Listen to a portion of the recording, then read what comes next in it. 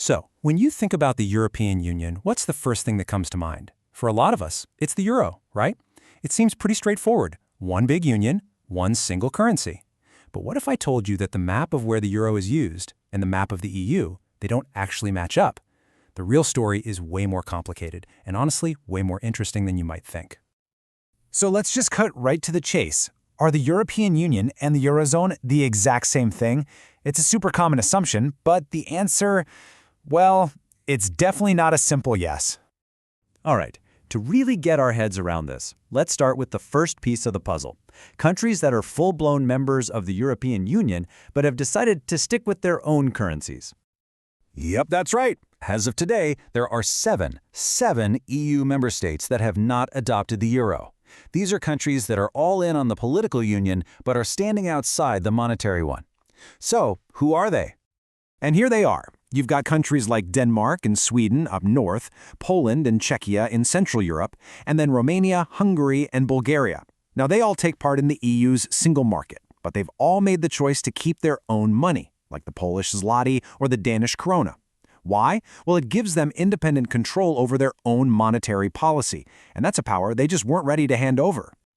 Okay, so we have EU members without the euro. Got it. But this is where things get even weirder. What about the complete opposite? You know, places that actually use the euro but are not members of the European Union at all? And it turns out this happens in two totally different ways. On one side, you have places that have a formal, official agreement with the EU to use the currency.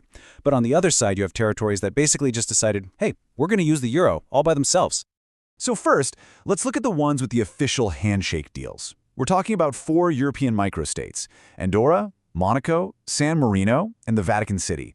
They have these formal arrangements that let them use the euro as their official currency. And in some cases, they can even mint their own euro coins with their own designs on them. And then there's this other path, which is honestly pretty fascinating.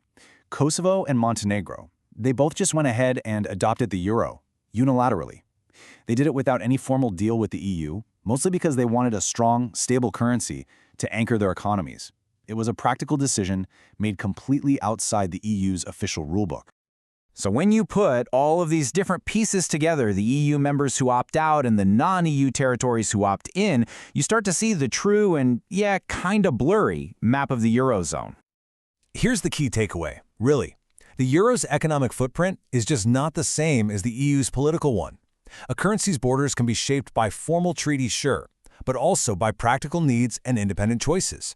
It creates a map that just doesn't line up perfectly with the political unions we see. It really all comes down to this simple but pretty powerful idea.